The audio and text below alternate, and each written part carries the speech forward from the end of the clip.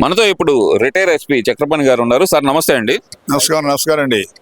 Sir, Andhra Pradesh ప్రభుత్వం ఏదైతే కనుక ప్రభుత్వ ఉద్యోగులకి అలాగే రిటైర్ అయిన ఉద్యోగులకి ఏదైతే పాత బకాయిలు అన్నీ ఉన్నాయో అవన్నీ రిలీజ్ చేస్తుంది కదా, అసలు ఎలా చూడాలంటారు ఇదంతా?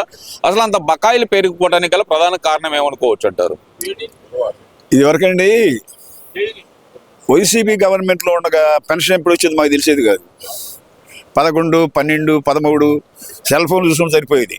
ఇప్పుడు 1, 2 తారీఖుల్లో 1 ఆదివారం అయితే పడదు, 2వ తారీఖున టెన్షన్కి పడిపోతాను పెన్షన్లు అండి. పెన్షన్ల బట్టల్లో కానివ్వండి, ఏరియాస్ రిలీజ్ చేయడంలో కానివ్వండి, పోలీసు సంక్షేమం గురించి కానివ్వండి, పోలీసు బిల్డింగ్లు కట్టించడం కానివ్వండి, అన్నిట్లో కూడా ఈ గవర్నమెంట్ కూటమి గవర్నమెంట్ ముందుకెళ్తా ఉందండి. పోలీస్ డిపార్ట్మెంటే కాదు, పంచాయతీ డిపార్ట్మెంట్ చూసుకోండి.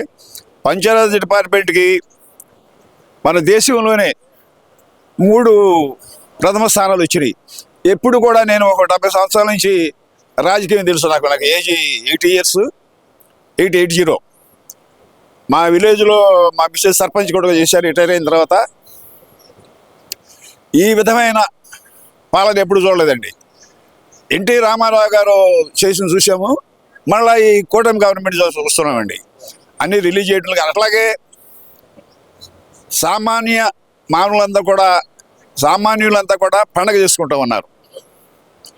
ఎందుకంటే అన్ని ఆస్పెక్ట్స్లో ముందు రాబోయే కాలంలో మన రాష్ట్రం మన దేశంలోనే ప్రథమ స్థానం ఉంటుంది. అన్ని రంగాల్లో కూడా ప్రొడక్షన్ కానివ్వండి, వ్యవసాయం కానివ్వండి, ఎడ్యుకేషన్ కానివ్వండి, సంక్షేమం కానివ్వండి, లేడీస్ ప్రొడక్షన్లో కానివ్వండి, అన్నీ కూడా ఆశ్చర్యపోతున్నారు. ఎందుకంటే అటు అనంతపురం చూడండి, ఇటేమో విశాఖపట్నం చూడండి, ఇటు తిరుపతి చూడండి, ఎక్కడ చూసినా అనేక ప్రాంతాల్లో ప్రాజెక్టులు వర్షాల్లో వస్తున్నాయండి. ఇదివరకు ఎప్పుడు కూడా లేవు. అయితే ఇప్పుడు 2 సంవత్సరాలు అయింది. ఈ 3 సంవత్సరాలు కూడా ఈ గవర్నమెంట్ ఎంత ముందుకు వెళ్తుందో ఏదో చూడాలి. వైసీపీ గవర్నమెంట్ వాళ్ళ రాజకీయంగా మనం ఏదో కామెడీ చేస్తారు కానండి, దాన్ని మనం పట్టించుకోక్కర్లా. అంటే ఇక్కడ ఒక విషయం సార్, ప్రధానంగా ఇప్పుడు మీరు అంటున్నారు మహిళల భద్రతలో కానీ అన్నింటిలో ముందలు ఉంది ఈ కూటమి ప్రభుత్వం అంటున్నారు. అసలు రాష్ట్రంలో శాంతి భద్రతలే లేవు, మొత్తం రెడ్ బుక్ రాజ్యాంగమే నడుస్తుంది అనేది వైసీపీ నాయకులు వాదన. మరి ఇప్పుడు రెడ్ బుక్ రాజ్యాంగం అన్నారండి. రెడ్ బుక్ రాజ్యాంగం ఏంటి? సంఘ విద్రోహ శక్తులని కంట్రోల్ చేయటం అది. అంతేగాని సొంత గవర్నమెంట్ కాదు, సొంత చట్టం కాదు. అది రూల్ ఆఫ్ లాను అమలు పరుస్తున్నారు. తప్పేమో దాంట్లో. ఇప్పుడు అట్లా వదిలేసేదానికంటే ఎవరో ఒకళ్ళు ముందుకు వచ్చి దాన్ని కంట్రోల్ చేయడం కూడా మంచిదే కదా. ఓహో రెడ్ బుక్ ఉందిరా, దాంట్లో ఇరుక్కుంటాంరా, నన్ను అబ్జర్వ్ చేస్తారా అనేది కూడా భయం ఉంటుంది కదా సామాన్యులకి. అందుకని రెడ్ బుక్ అమలు పరుస్తున్నారంటూ అది పరచవలసిందే. లేకపోతే బాబు నాన్న గడ్డం పట్టుకుంటే సంఘ విద్రోహులు కానివ్వండి, రౌడీలు కానివ్వండి, దొంగలు కానివ్వండి మాట్లాడతారా? అది ఉండవలసిందే. చట్టం గట్టిగా అమలు పరచవలసిందే. పోలీస్ డిపార్ట్మెంట్ కూడా బ్రహ్మాండంగా పనిచేస్తున్నారండి. Thank you. అంటే ఇక్కడ ఇంకో విషయం కూడా ఏంటంటే కనుక పోలీస్ డిపార్ట్మెంట్ అనేది సరిగ్గా పని చేయట్లేదు. అక్కడ only boss is always right అని చెప్పి వాళ్ళు ఏదైతే చెప్తున్నారో అదే అమలు చేస్తున్నారు, తప్పుడు కేసులు పెడుతున్నారు అనే మాట ప్రధానంగా వినిపిస్తున్న మాట వైసీపీ నాయకుల దగ్గర నుంచి. రూల్ ఆఫ్ లా అమలు పరుస్తున్నారండి. ఇప్పుడు కిందట గవర్నమెంట్లో ఏదో ముఖ్యమంత్రి మాట, ఇంకోటి మాట.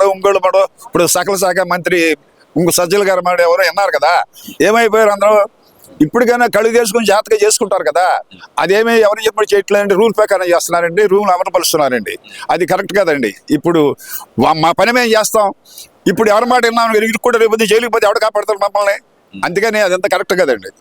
అంటే ఇక్కడ ప్రధానంగా చూస్తే కనుక రెడ్ బుక్ రాజ్యాంగం వల్లే పివి సునీల్ కుమార్ కానీ, లేదంటే కనుక ఆంజనేయులు గారు, పిఎస్ఆర్ అన్నేల్ గారు కానీ వీళ్ళందరికీ రెడ్ బుక్ అమలు చేశాడు ఆర్ఆర్ లోకేష్ అనే మాట అయితే వినిపిస్తున్నారు కదా సార్. మరి చట్టం అండి, రెడ్ బుక్ వల్ల వాళ్ళు చేసిన పనులు కింద వాళ్ళు చెప్తున్నారు.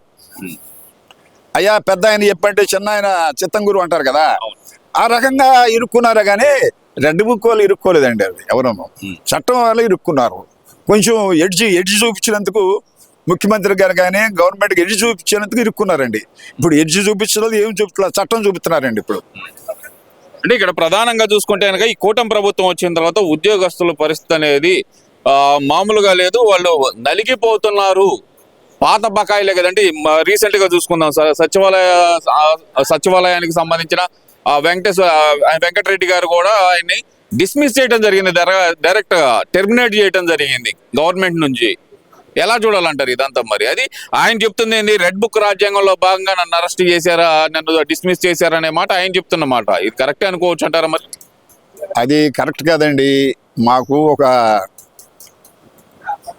ఒక విధానం ఉంటుందండి, కోడ్ ఆఫ్ కండక్ట్ అంటారు. Code of conduct. ఆ విధానం ప్రకారం మనం పనిచేయాలి. కానీ మన గవర్నమెంట్ ఉంది, మన ముఖ్యమంత్రి ఉండని జెండా బుచ్చి కూరేగా అనుకోండి జైలు పోవాలి. రిటైర్ అయినాక 90 చేసుకో, నో ప్రాబ్లం, నీ ఇష్టం.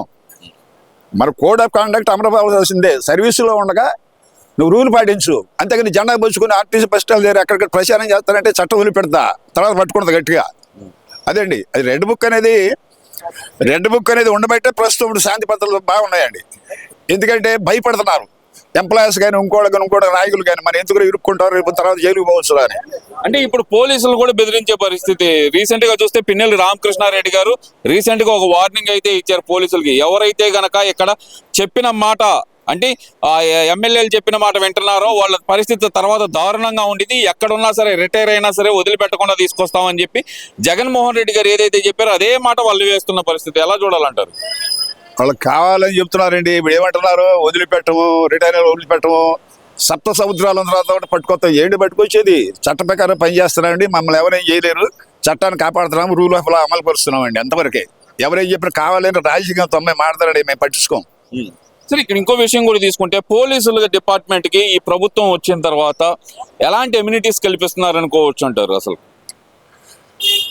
ఇప్పుడు పాత బకాయిలు కానివ్వండి, మరి ఏరియాస్ కానివ్వండి, ఇంక్రిమెంట్లు కానివ్వండి, అన్ని సక్రమంగా వస్తున్నాయండి. అన్ని కూడా అమలు పరుస్తున్నారు. మా హోమ్ మినిస్టర్ గారు కూడా చాలా బాగా పనిచేస్తూ ఉన్నారు. అంతేగాని హోమ్ మినిస్టర్ పోలీస్ పవర్ చేతులు ఉందని చెప్పి ఎక్కడ కూడా చట్టం జవదాటలేదు. చట్ట ప్రకారం చేస్తున్నానండి. అందరూ కూడా పోలీస్ డిపార్ట్మెంట్ కానీ ప్రతి డిపార్ట్మెంట్ కూడా హ్యాపీగా ఉన్నారు, ఎవరి పని వాళ్ళు చేసుకుంటారండి. ఇప్పుడు ఇది వరకే ఎప్పుడన్నా IPS IAS ఇట్లా కాన్ఫరెన్స్ పెట్టారండి గవర్నమెంట్లో, పెట్టొచ్చుగా. ఇప్పుడు ప్రతి వాళ్ళు కూడా జవాబుదారితనం, ప్రతి వాళ్ళ రూల్ ఆఫ్ లా అమలు పరుస్తున్నారు. వాళ్ళ బాధ్యత లేకపోతే రేపు పొద్దున మనకి పనిష్మెంట్లు వస్తాయిరా, సీఎం గారి దృష్టిలోకి వెళ్తామరా పని చేసి చెప్పి హైర్ అప్స్ కూడా, బ్యూరోక్రాట్స్ కూడా బాగా పనిచేస్తున్నారు ఇప్పుడు. Okay sir, thank you sir.